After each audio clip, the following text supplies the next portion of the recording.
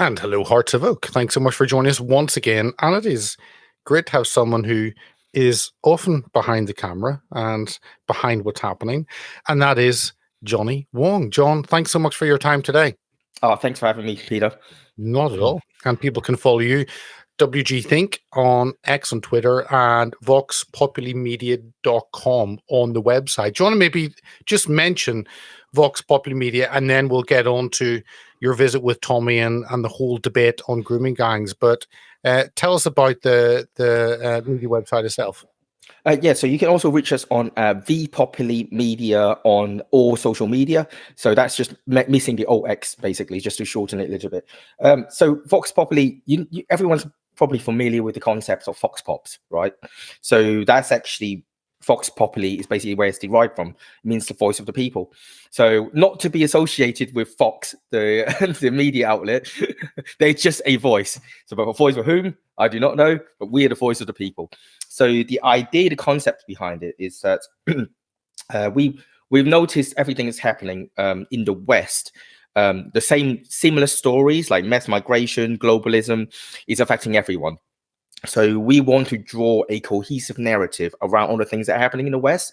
So any news stories, it could be something in a village in Wales, but it'll be about migrant hotels. So I want to make it so that everyone in the world, in the Western world or the Anglosphere, realize it's also relevant to them.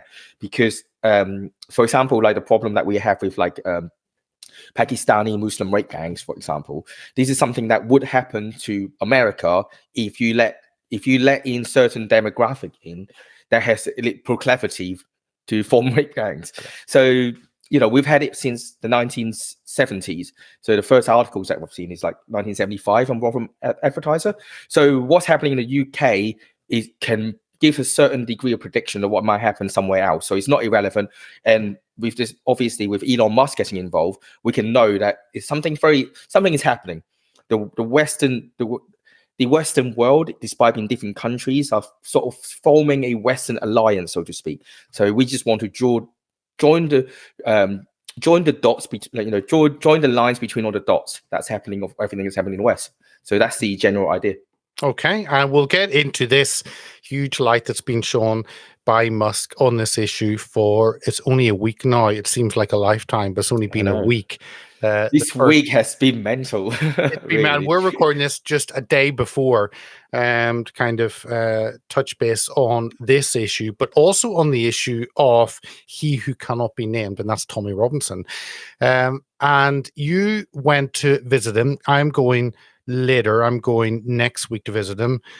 I may be able to speak about it. I may not be able to speak about it, but you can. So first, tell me why you went to visit Tommy.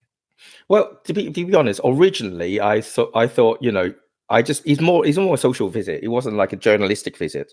So when I spoke to basically Tommy's family to get a date to visit him, originally, do you know what date I was given? I was given the 24th of December. I'm like, I was given that date as well. Oh, really? I would have gone with you. So I was like, hang on a minute, does he not have a family or something? So, but I was told that his family has a tradition of visiting the grandparents on his ex-wife's side. So basically, that's why that day was free. But I'm like, no, I can feel this is so not happening. This is 100% not happening. So, but my original plan was I was going to go in a Santa hat and a Santa beard, dress as a Santa, and go to prison, go to HMP Woodhill and bring in some Christmas joy. But unfortunately, looking at the dress code in the prison, that you're actually not allowed to wear headgear or obviously wear a scarf or anything to cover your face. So hats are illegal in prison, basically. Yes, unless it's religious. But technically, though, a Santa hat, you could be a disciple of St. Nicholas and then just go, this is my religion. But obviously, I wasn't going to take that chance of not getting in, but dress as Santa. So I was just dressed like a normal person. So tell me about what's it like going, because I've seen him in Belmarsh, which is a category A prison. This is a category B prison.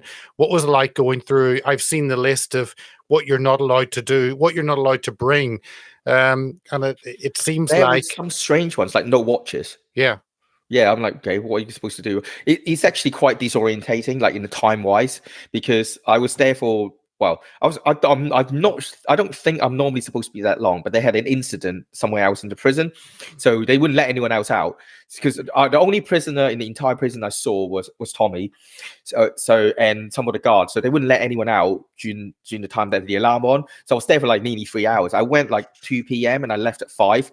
Obviously, there was some time doing administrative stuff, but I was like the whole time I was in prison was about 3 hours, which is probably longer than most normal visits. This is the first time I visited a prison, so I don't even know how long a normal one is. But I have been told by the guards there that the visit is slightly different to usual because he's in isolation, he's in solitary. So normally the meeting room would be different. So I was in the prison walking around for ages, like going through loads of buildings and gates before I saw him. It's like at least like 7, 8 gates or something.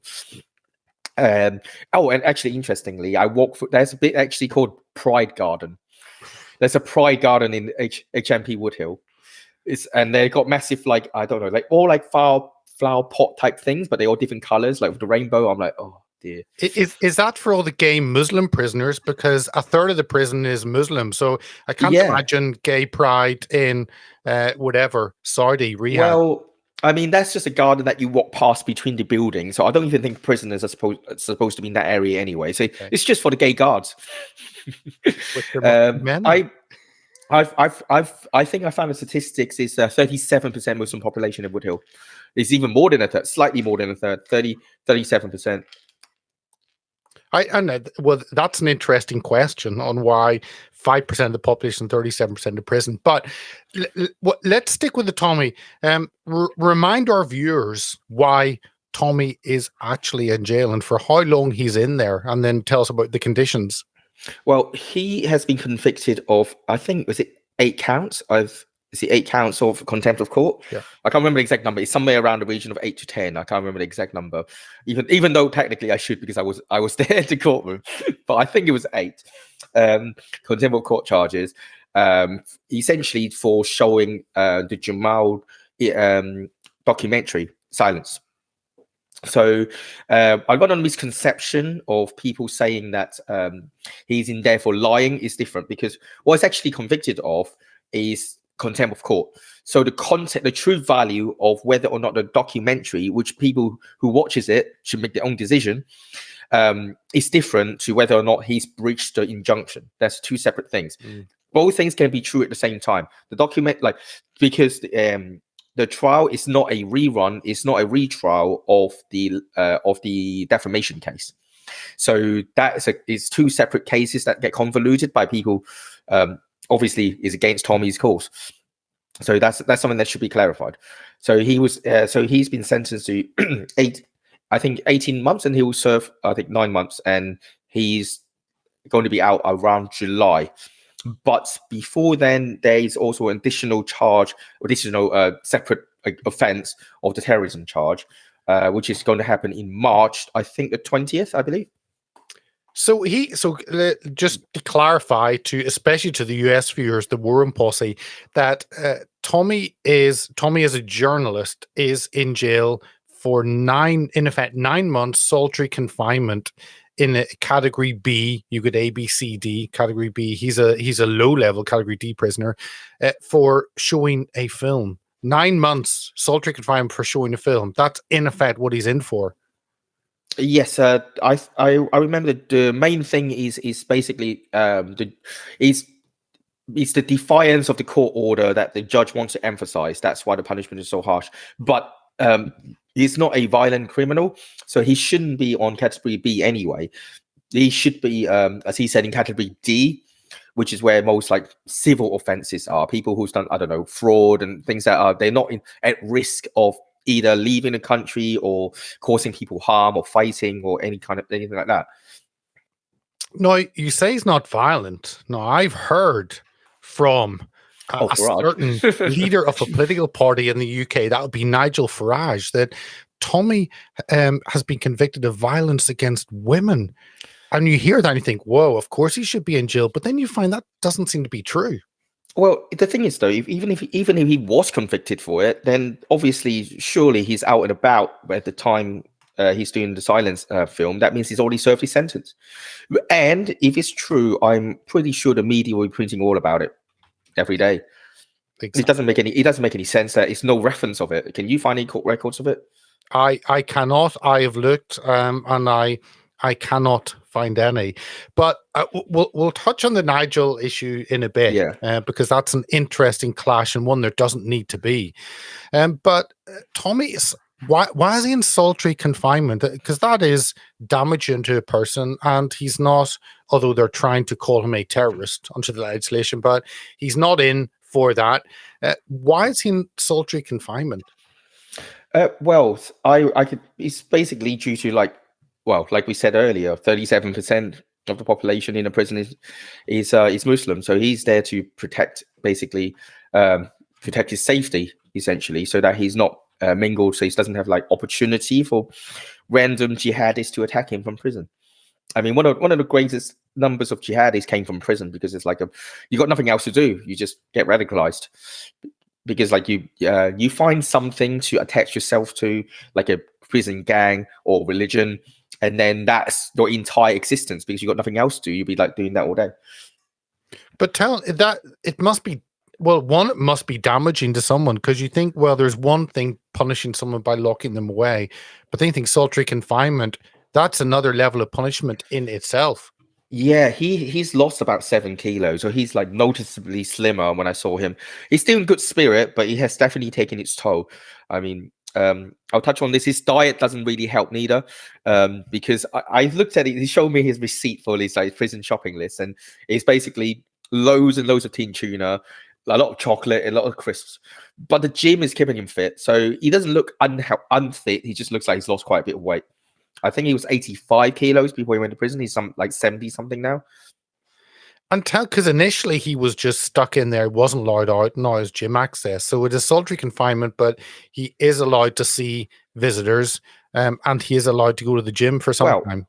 Well, I mean, another potential angle is because one of the reasons why everyone has to sign NDA, or actually I didn't sign one, I'll tell you the story in a minute, was because the communications through Lewis Brackpool, a fellow journalist that I know, a good friend of mine, follow him, or Lewis Brackpool. He does excellent work. Actually flew out to interview Tommy back in Spain before he came back to answer for his warrants. Basically, he emailed Tommy and communicated with him last year, and then Tommy let the information of Axel, I don't know how to pronounce his surname, is it Rana or something like that, basically the Southport stabber is in the same prison as Tommy, and he's like 2 floors up above him. And Tommy because he's in prison with him, that he's attending a mosque regularly, so he is a practicing Muslim, which dispelled basically a lot of people have been coerced into getting convicted of spreading misinformation about the Southport stabber. And one of the things that they've gone convicted of was the claim that he was a Muslim, but it turns out to be true. But the problem is, if you already you already confessed your guilt, then even if the information you said is true, the conviction still stands. So I don't know if they got any legal way to basically appeal this, because I'm not a legal professional, but that I suspect has some reason why he might be in solitary confinement, because he's gathering information simply by being there. And the trial is on the 20th of Axel's trials on 20th, along with a couple of other high-profile ones, including a Labour councillor who said he wanted to, cut all their heads off or something along those lines. Nice councillor. At a rally. I'm paraphrasing, but he was saying, it says something along the line of, we need to cut all their heads off about all the people who are all the protesters.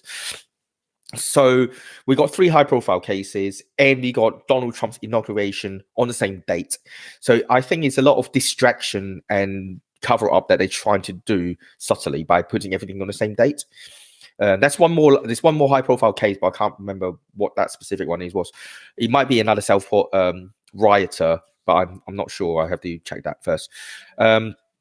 So that communication got Lewis blocked, basically. So he was no longer able to send any more email. None of them gone through. Even the ones that is just chit-chatting doesn't go through. And now everyone had to sign an NDA, and a lot of his emails and all his letters are delayed by ages. He's still only just receiving some birthday letters, like birthday cards, and his birthday is in November last year. Now, you mentioned about Axel, and a lot of this well, a lot of we've seen in the UK, utter frustration boiled over in August because of the police failure to do anything with this individual. I think they waited 2 weeks, but he is in jail. Is he? Do you know whether he has freedom? Is he in solitary confinement? Do you understand what the deal is with him? Obviously, not having signed an NDA. So I'm asking you. Well, okay. So from what I know, but the thing is, since Tommy's been in solitary confinement, he doesn't have any more new information, which is why I said that may be one of the reasons why he wanted to put him in solitary confinement. I can only speculate, but that will limit his ability to get the information to, let the public know what's going on. So has been no new information, but at the time that he was Tommy was put in solitary confinement, Axel was regularly attending the mosque. He has a job in prison, so he's free to roam within the prison facility. He's not in isolation. So again, we'll put this straight for our US viewers. Someone who shows a film is held in solitary confinement where someone is accused of stabbing and killing 3 girls. Actually, they're allowed freedom.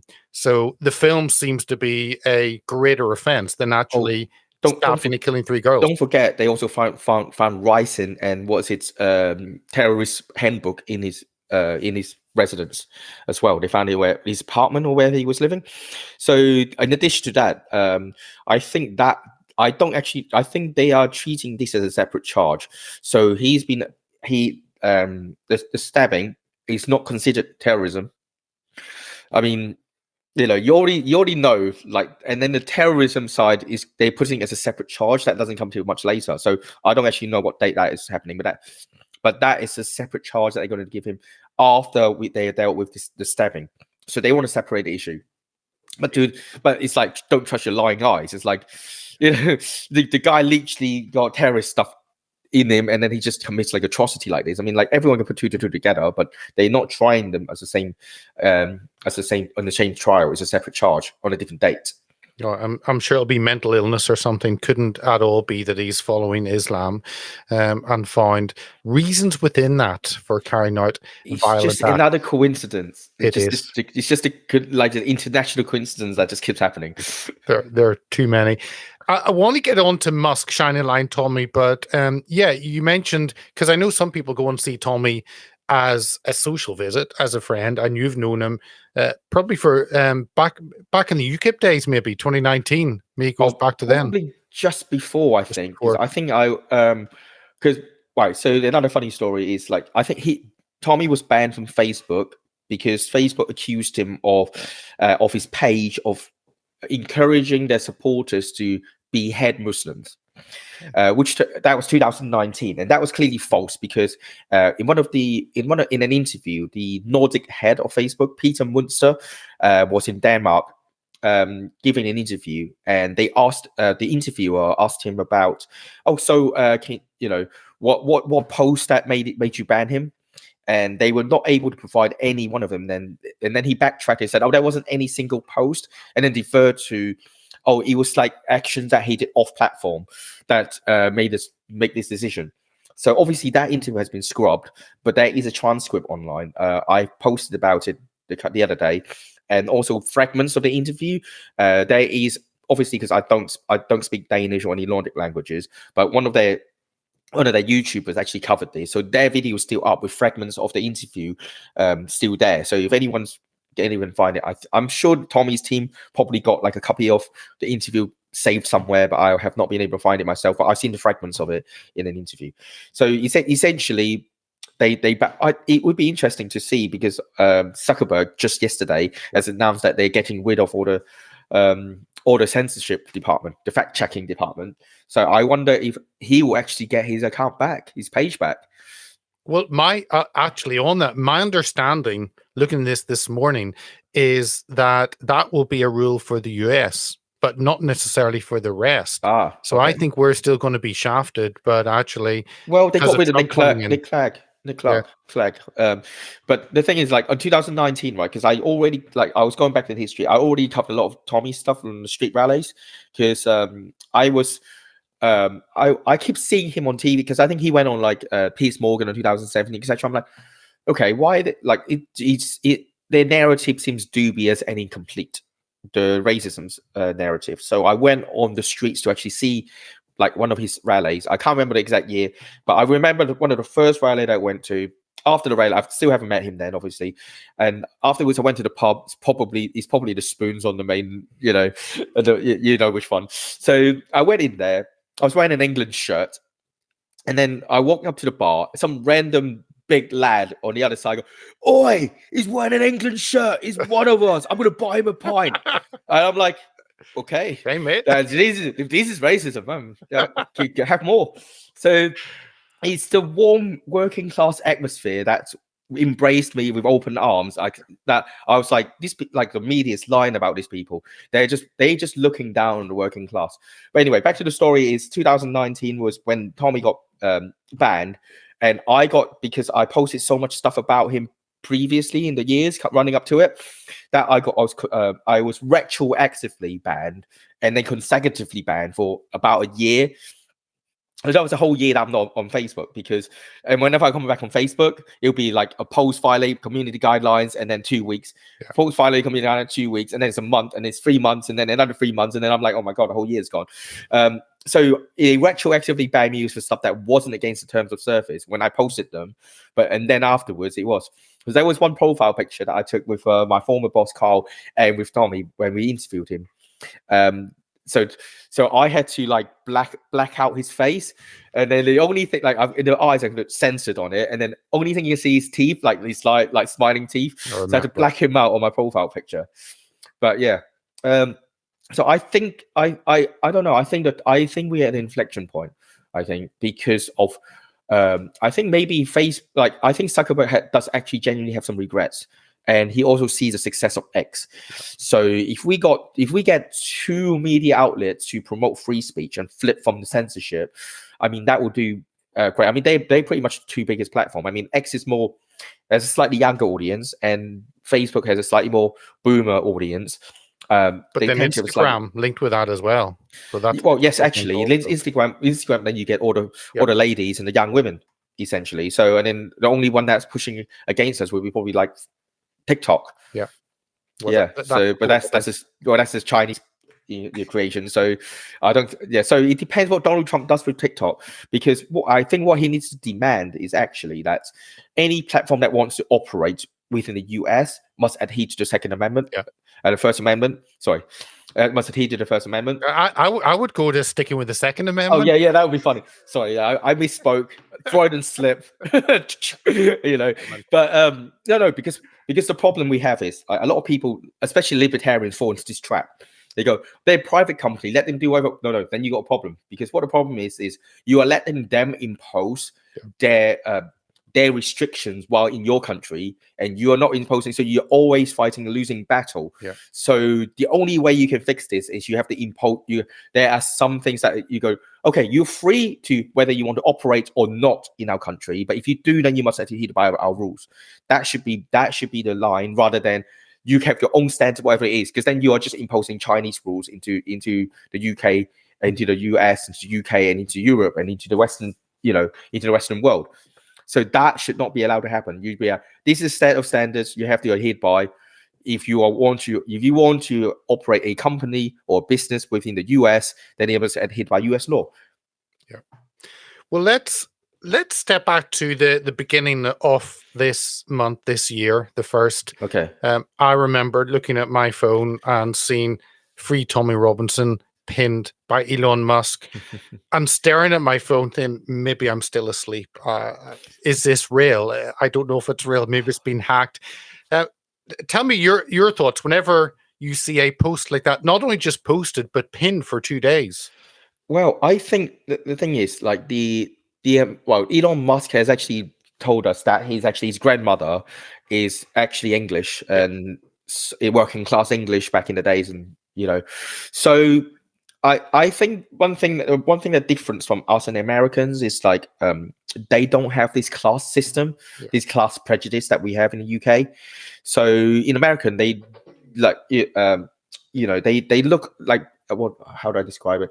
Like, unless you are somewhere like some liberal elite town or something, people don't look down on people. They don't look down on truckers. They look down on the working, like their equivalent of like, actually they just call it rednecks. They don't really look down on them.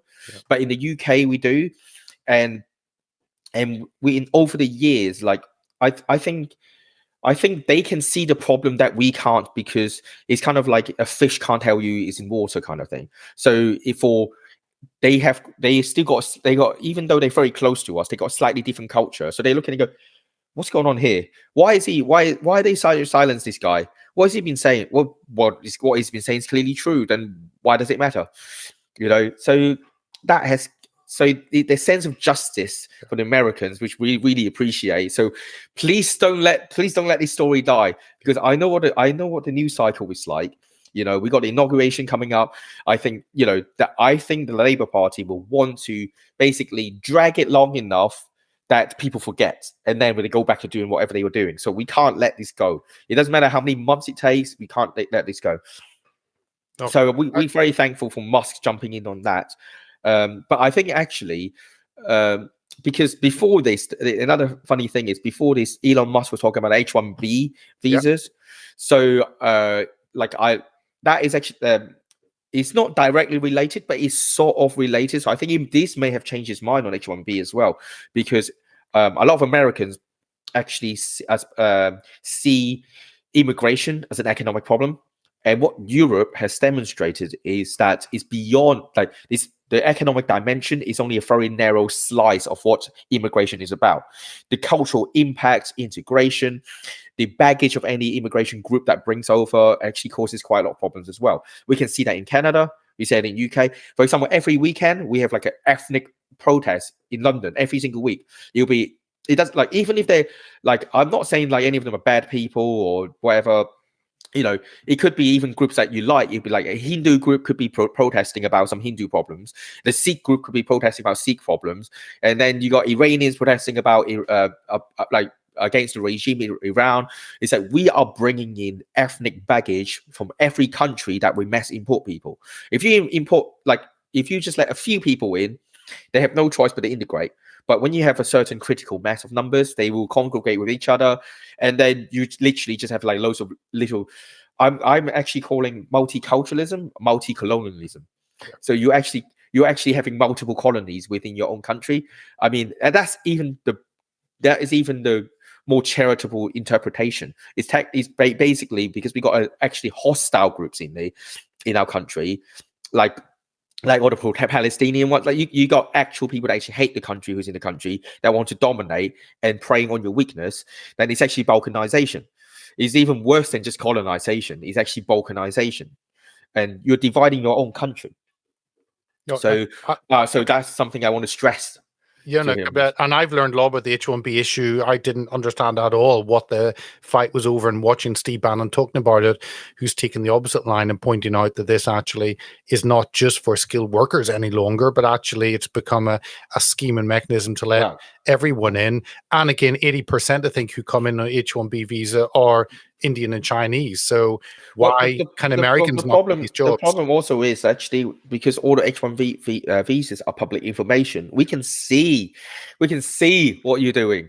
We can see like Tesla has like I found 3 H-1Bs for accountants. I'm like, well, you can't find accountants in the US. X had one, a senior accountant. Like, you can't find an accountant in the US. You're just talking shit, mate. Yeah. So the pitch they try to sell you about elite skill workers, that should be the O1 visa. That's not H-1B. So so the arguments for them are not the same as. And another thing is, like, right, you should be, the meme of like, are we the bad guys? When you got CNN supporting your stance, you should really have a rethink about yourself. I'm not saying that you're necessarily wrong, but there's a good chance that what you're doing is probably bad for the world. Yeah. Like when Bill Gates agree with you or George Soros agree with you, you're like, yeah, that's interesting. Ask questions. Yeah. Hey, I want to because the H-1B is fascinating, and it's interesting to see the two different sides in the MAGA camp. But the issue of Tommy and then the issue of Nigel can also be a huge split. And it's strange because I've seen, obviously, Tommy has been doing a lot of work on highlighting the grooming gangs, probably back in the EDL days, back when I started the EDL 2009. and many of us have talked about it. Lord Pearson has got credit for how he's talked about it, but many people have talked about it, and I'm glad that some people have jumped on this bandwagon at the last moment. Hey, that's good for highlighting the issue. I call this the bandwagon of justice. It is, and bring it on. Everyone can jump on if we do get justice. This is the bandwagon of justice. We are diverse and we're inclusive. Please join us. I know, but this issue that Nigel didn't have to start this huge fight and try and throw Tommy under the bus. And I think Rupert Lowe MP reform, he gave Tommy credit without saying Tommy should be in reform. And I don't understand why Nigel's been advised to go down this very foolish route of anti-Tommy. Right, so the problem is this, right? So this has already been happening even before the election. So we remember, like, I've got loads of close friends, my former colleagues from the Lotus Eaters. They were all candidates for the Reform Party, and they got removed. I mean, Ben Habib got removed, and as soon as you got people like Richard Tice, who is the problem I see is they don't understand where their support comes from. So they want to absorb a lot of Tories because they want to be Tories. But the problem is they're also absorbing the reason why the Tories lost despite 14 years. So they're gaining popularity because they're the best of the worst options, rather than people I call it like you know, when if you work in a building where it's called false works. It's like the supporting structure, but it's only there temporarily. So if you don't build a foundation, then it's just false works.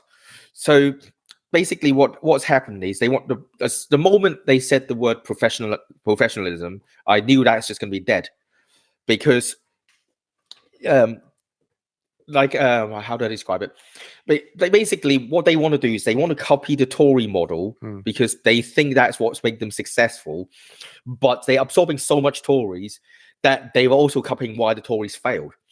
And so I mean, you know Nigel, he's, you know him from UKIP days. So he has, I think he let the ego got the better of him than his judgment on the Tommy issue, because he thinks he can lecture Elon Musk on whether or not Tommy is somebody worth listening to. And he doesn't look, Elon Musk is a very busy person, right? And we managed to make him watch a 2-hour-long documentary. Do you think his judgment, do you think he's going to probably endorse someone and share a 2-hour documentary without watching it? Then you know by the fact that you trying to smear him as lying wouldn't work, because you say, don't trust your lying eyes. Trust me, Nigel Farage. You know, it doesn't work. To anyone who's watched it will understand the whole point of it is that the legal system, the whole point of all these rape gangs all over the country, it's because the legal system cannot be trusted. So you trying to throw the facts that he has been convicted by the legal system that is unjust anyway as some sort of got you moment, as a stick to beat him with, doesn't work. It's moronic.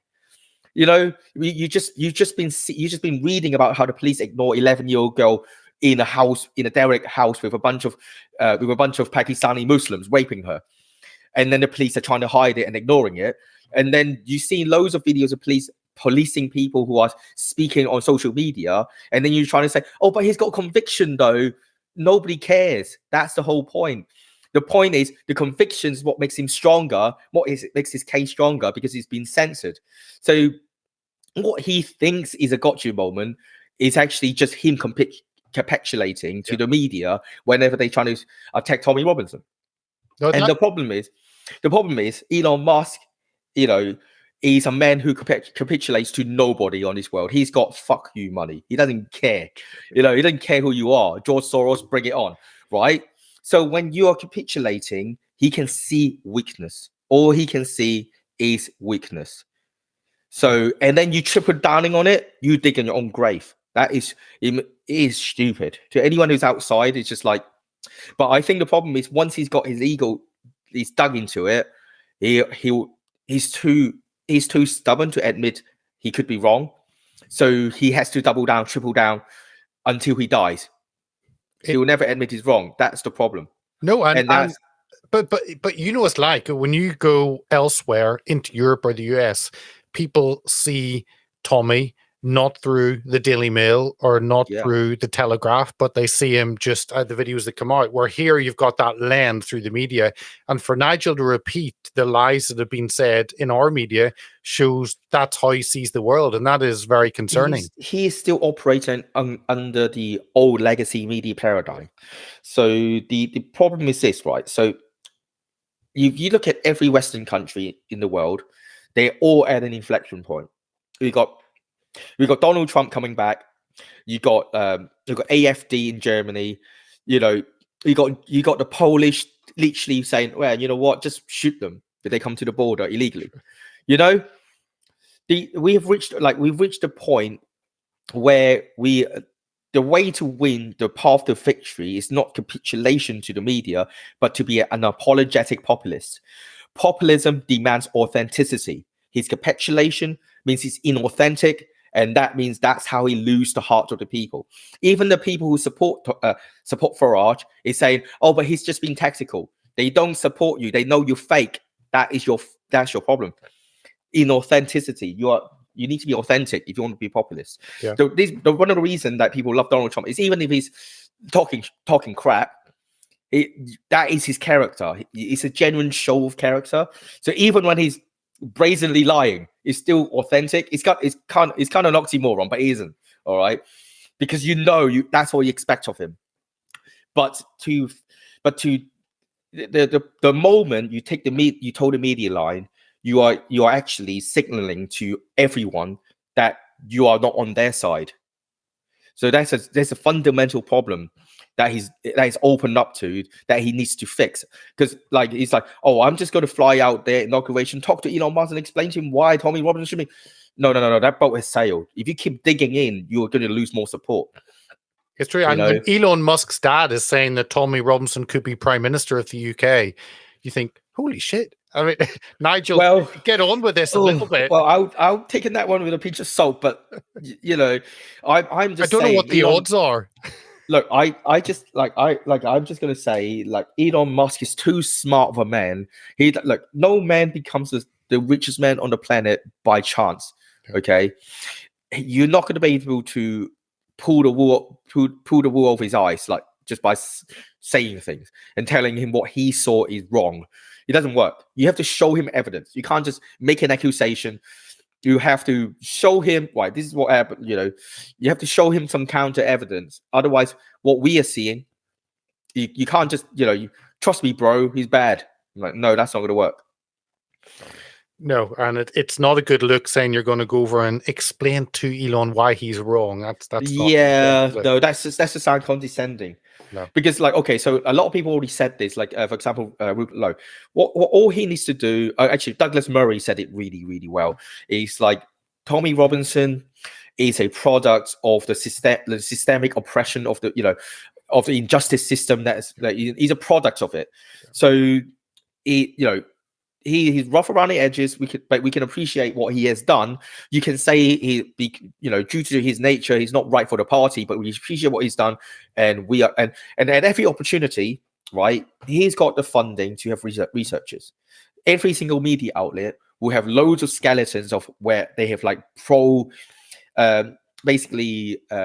stories that are actually trying to hide the fact that Pakistani Muslims are the problem. The rape gangs try to hide the identity. Each media outlet would have dozens and dozens of articles. All you need is your research to find them. You just remember 5 or 6 from each outlet. Whenever they ask you about Tommy Robinson, go, Tommy Robinson is a product of the systemic oppression of the working class people and the silencings and injustice, blah, blah, blah, blah, blah. And you are part of it. This case here, blah, blah, blah. 2016, you wrote this article. You hammer them in. You use it as a sword.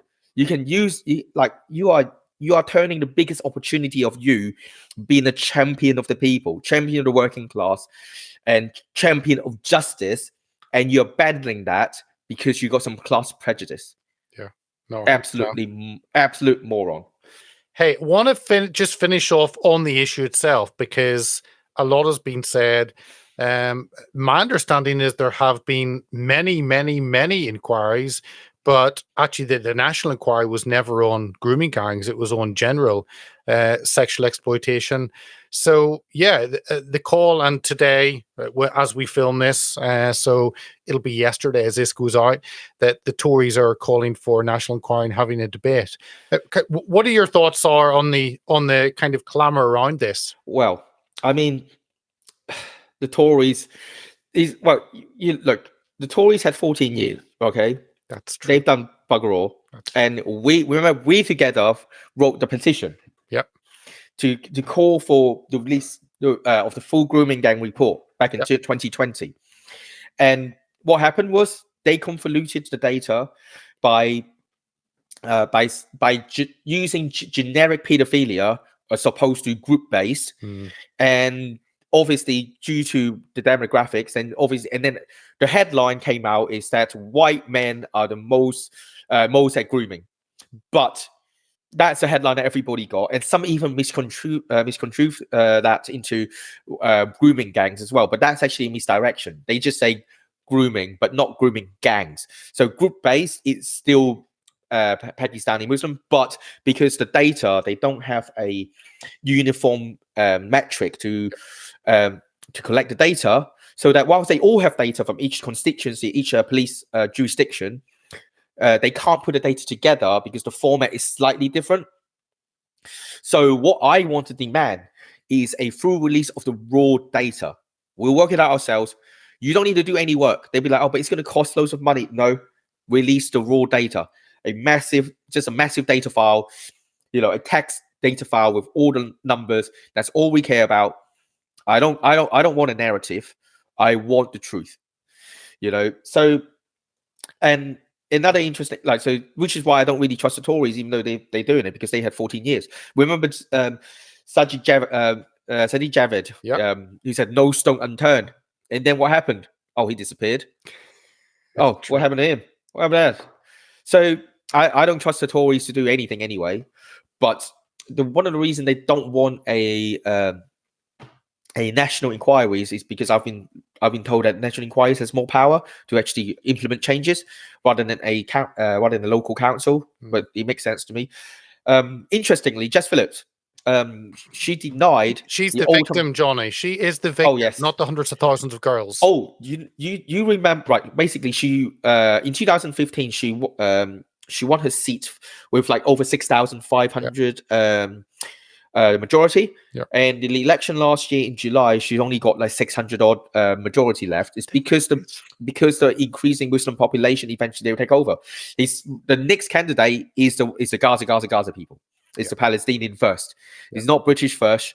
It's not American first. It's Gaza first. Another import. Why the hell are we talking about Gaza? Anyway, so she has denied the Oldham Council from requesting for a national inquiry, and yesterday has been revealed in. I've actually posted about that she actually never spoke to a single victim of Oldham, and it was the victims that asked the council actually request the inquiry on behalf of the victims of Oldham, and she never met a single one of them. And when she won the election in July, she was booed. And you look at the cameras, the camera move along. Who's booing her? They are all the Pakistani Muslims. So I posted a video of it. It's literally she's pandering to the demographics that were booing her. She's doing basically she's suffering from the same problem. Yeah. Basically, her votes are dwindling because of the demographic that she openly support. So it's kind of similar to what Nigel Farage said in, I think it's Winston Marshall's podcast. Yeah. That he said, because he was talking about how the Muslim population is increased by doubled in the last 10 years. It's 10 times the national population increase. Yeah. And that's if the thing is, he said he can't win if he alienates all the Muslims. Tell me, Nigel, how many Muslims vote for you? Yeah. You're an idiot. Yeah. I need to if you don't pander to the demographic that's never going to vote for you, you're going to lose. There's no logic in it. But maybe his chairman is advising him, the pay to win Muslim chair of reformers advising him, it makes no logical sense. Like, anyone outside or our American friends watching this podcast be like, yeah, what the hell are you doing, Nigel? That's why he's not the man for the job, because he's a fucking moron. Sorry, I don't mean to swear, but no, I know it is about votes and not about doing the right thing. yeah, but he's not even getting the votes. That's the problem. I know. If he's about the votes, like I get it. You want to get the votes, but you're never getting the Muslim vote, Nigel. No, and I think when Nigel said he was against remigration, that was, huge alarm bells. The AfD, Trump, many people have called for actually you send the people back who shouldn't be in your country. And he said it just can't be done. It just can't be done. But even Sweden is doing it. Of course, it can be done. The thing is, Nigel will never talk about anything until it's politically expedient for it. So Andrew Bridgen has revealed, like before the election, that he told Nigel, so he said at a time 22 months ago, so this is even longer because the election was July, so it's probably running up to more than 2 years. He told Nigel about the vaccine harm, and Nigel said, I'm not going to talk about it, and you shouldn't either. Yeah. The topic wasn't safe enough for him to talk about, so he wouldn't talk about it. So yeah, even now they've got like a slightly soft stance on deportation, but it's still not. It's only all the other people that is circling around Nigel that's talking about it. He himself still doesn't deem it safe enough to talk about it. It's just not his aspiration. That's the quote. And maybe should have stepped back after Brexit and just stayed in the media, because if you're in politics leading a party, you have to have a view on all these issues, and it can expose you. Yeah, so this is what I suspect Elon Musk says when he said he's unfit to lead, basically, is because he isn't strong enough to go against the grain and speak for the people rather than when it is safe for him to do so. That is a fundamental problem with him, and his ego is too big. Yeah. Can I finish off on Keir Starmer, because the British Prime Minister, who of course was head of the Crown Prosecution Service for 6 years, but he has told his MPs in the vote today, you must vote against this request or you can't be a Labour MP in effect. How can the Prime Minister, say we cannot investigate this? There is something deep and dark there, if that's his view. Well, it's like the Epstein client list. So the reason he doesn't want an investigation is because, I see your grooming gang client list. Maybe that's a framing we should say. Yeah. The grooming gang inquiry to the UK is as to the Epstein client list to the US. Pass it on. Yeah, release the. I'll make a post after this interview. I'll make a post. That's actually a reasonably good point. Spread the word. The grooming gang inquiry to the UK is as the Epstein client list to the US. But even more so because actually hundreds of thousands of young English girls has been raped. So it's even much bigger extent. But the only reason that it's not being revealed is because they have the client class that they have to protect. They got the politicians they have to protect. They got the police, basically all the underlings and all their masters that they serve have to be protected. That is why it cannot be released. And if the Prime Minister, as head of the main lead body that decides what goes from the police to the courts, if it could be that he stopped it, it could be right to the top. And again, we don't know because there's lack of information. And in the midst of lack of information, there's speculation. And you could just quash that speculation by actually releasing information. Yeah. Well, the government is never going to do that. In fact, we saw, did you see the debate for the petition of a general election? That debate went on, I think, is it yesterday or the day before? No, I missed it. Oh, okay. So the summary of the debate, in fact, give me 2 seconds. I'll find the actual summary. I made a summary of it. The petition that had 3 million signatures or something. Yes, 3 million signatures. Give me a moment. I'm going to find this quickly. And the guy was being interviewed in the radio. I heard him said, he goes, I just thought there should be a general election. Suddenly all these people, and one of the biggest petitions ever. Right, I've condensed this to one of the speakers, Yasmin Qureshi. Basically, right, she made a really, really long speech. I don't know, maybe 6 to 8 minutes long, something like that. So I condensed it. It was so the keywords that I've basically I clipped it. The keywords were party politics, previous government, misinformation, foreign interference, 20 billion, 20 billion, 20 billion, NHS, NHS, NHS, and NHS. So that's basically, anytime she mentioned those keywords, I clipped it. So it's just basically burp, burp, burp, burp, burp, burp, burp. No, they're not. They obviously, we were not expecting to record a general election anyway, because that's not how the system works. Like, the petition is not for the democratic process per se. It's for discussions of issues. Yeah. But you can tell that by the Labour Party are basically essentially not addressing the problem. Yeah. They are just talking about, but this is a party politics. This is but the previous government left. They just, I don't know how long they can blame the previous government and bring up the 20 million, and everything is about NHS. So their ending statement is, we are the Labour Party who created the NHS, and we are determined to protect the NHS. That's something along. I'm paraphrasing. That is how she ended her actual speech. Yeah. It's like, we call it general election because you are a bloody failure. Yeah. NHS. What are you talking about? We got the grooming gangs everywhere. We got old people losing their money. Taxes are going up. You know what? I've reached a point where I am kind of siding with the old school. What do you call it? Basically, right? Zero government, literally zero, and I mean no police. I don't even care if there's no police. Zero tax. Let me do my own thing. We will have a better society than what we have now. Yeah, because the NHS, one of the hospitals declared an emergency because it has a 50-hour wait for the ambulance or something ludicrous. You think this isn't working?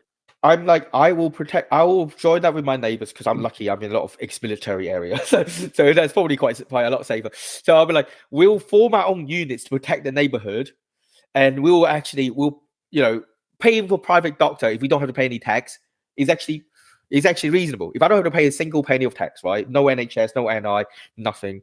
I can afford a private doctor.